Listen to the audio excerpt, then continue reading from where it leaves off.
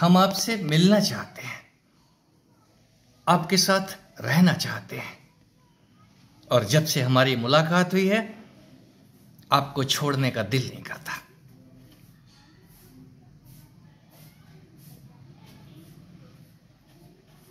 मित्र, पुतले मत पकड़ो, मुझे मत पकड़ो। तुमको जो कुछ भी हुआ है, जो कुछ हो रहा है, जो तुम्हारी अनुभूति है, वो ना तो तुम्हारा शरीर है और ना मेरा शरीर है। गुरु अनुभूति देता है, पहचान देता है। हम गुरु को पकड़ के बैठ जाते हैं। आपका समर्पण काफी है। यदि आपने समर्पण नहीं किया होता तो वहां बात बनती नहीं। जो कुछ भी आपको अनुभव आया है वो आपके समर्पण का परिणाम है। समर्पित मन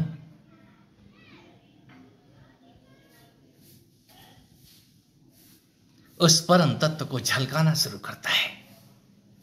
साफ दर्पण के अंदर ही साफ चित्र बनता है।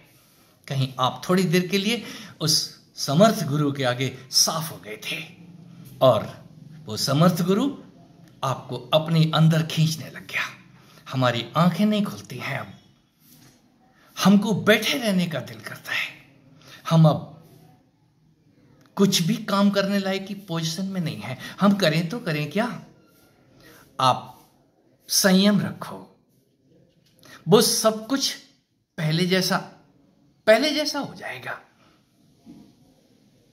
नई नवेली दुल्हन कुछ दिन कमरे में बंद रहती है और वही एक दिन फिर घर के सब राजकाज संभाल लेती है। आप पहले बधू हो जाएं। यदि बधू हो गए हैं, समर्पित हो गए हैं, तो गुरु आपको वो सब कुछ जना देगा। जनाएगा तभी जब आप क्रम क्रम से इस तन रूपी राज को जानने लग जाएंगे। इस तन को जरा झांक के देखो। इसके तन के अंदर इस सिनेमा हॉल है। बालकोनी का टिकट दे दिया है किसी समर्थ ने आपको, तो इस सिर के अंदर जगह तलाशो। आपके सीट पे बैठे हुए हैं। वो आपको इस तन से बांध देगा। मंत्र शक्ति से, अपनी तंत्र शक्ति से, अपनी उस परा और अपरा शक्ति से, जो कि गुरु की नहीं है, वो गुरु के साथ होकर के भी कुछ और है। गुरु के माध्यम से वो परा और अपरा, वो जगदीश्वरी, परमेश्वरी, योगेश्वरी खेलती है। मैं उसी पावर को शक्ति कहता हूं, जिस पावर के सहारे गुरु आप इस तन के अंदर, आपके इसी तन के अंदर एक अद्भुत सिनेमा हॉल का दृश्य उपस्थित करता है। ये तन को ही सिनेमा हॉल बना देता है। हमारे तन में बहुत कुछ होता है। क्या नीचे से लेकर के ऊपर तक। तुम देखने वाले तो बन जाओ साक्षी। कहीं वो साक्षी का बटन दबा देता है। जब आपका बटन स्विच ऑन हो जाता है तो आप इस तन में होते हुए भी किसी सीट पे बैठ के ये तमाशा देखते हैं। और तमाशा जब देखने लग जाते हैं, और ये तमाशा देखने वाले जब वो तमाशा देख के उस फिल्म का वृतांत सुनाते हैं, वर्णन करते हैं अपने उस गुरु को, तो कोई अष्टावक्र गदगद होते हैं। वाह जनक, वाह वाह, हे प्रभु, यहां मैं तो हूं ही नहीं, आप ही आप हो। तो कोई जनक अपने उन विलक्षण शब्दों को सुनकर के घमंड से नहीं भर जाता, बल्कि धन्यवाद से भरता है। वाह जनक। तो वाह मित्रों, मैं वाह वाह करता हूं जो ये कहते हैं हम तो कहीं है ही नहीं। अब निसंदेह ये शब्द अद्भुत हैं। हम तो कहीं है ही नहीं, फिर भी हमको अपने होने का एहसास करा दिया जाता है। इस तन को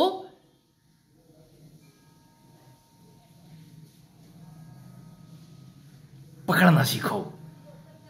अभी आप तन में नहीं हो। गुरु आपको तन से बांधेगा, और जब तन आपको पकड़ने लग जाए, हिला हिला के दिखाने लग जाए, इस लाठी में कंप और भूकंप आने शुरू हो जाए, इस लाठी में ज्वार भाटा अग्नियां दिखनी शुरू हो जाएं। जब अग्नि दिखेगी तो याद रखें, उस अग्नि के साथ कहीं जल भी जुड़ा हुआ है। अग्नि के झटके आपको पसीना पसीना कर देंगे। हम उस ठंडी और गर्मी का एक साथ एहसास करते हैं। साथ में वायु भी जुड़ी हुई है उस पवन सूत्र के साथ। वो सूत्र आपको इस शरीर के अंदर चलती हुई इस प्राण वायु से परिचित करवाता है। सब कुछ उन पांचों का खेल आपको इसी तन रूपी सिनेमा हॉल के अंदर बहुत सारी ध्वनियों के साथ नाचती हुई ऊर्जा से परिचय होता है। ये शब्द कहां से लाऊं, इतना ही जान लें, गुरु आपको पहचान देता है उस परम तत्व के साथ। और फिर बाद में जब आप पहचानने लग जाते हैं, फिर आप दूसरे को भी बताने लग जाते हैं। बताने वाला, यहां बताने वाला ही गुरु होता है, और जो सुनने वाला है, सीखने वाला है, हम उसी को सिख शिष्य कहते हैं। कोई शेष होकर के ही गुरु के शब्दों को अपने उस कटोरे में भरता है, भिक्षा का पात्र पूरा करता है, और उसमें भरपूर जो खाने योग्य है, सुस्वाद, उसका आनंद लेता है। अनुभव आनंद की ऊंचाइयों पे लेके जाते हैं आपको। ये ऊंचाइयां और नीचाइयां जब आप ऊपर और नीचे हो रहे होते हैं, कितनी देर यदि वो सुलाए ना हमको, तो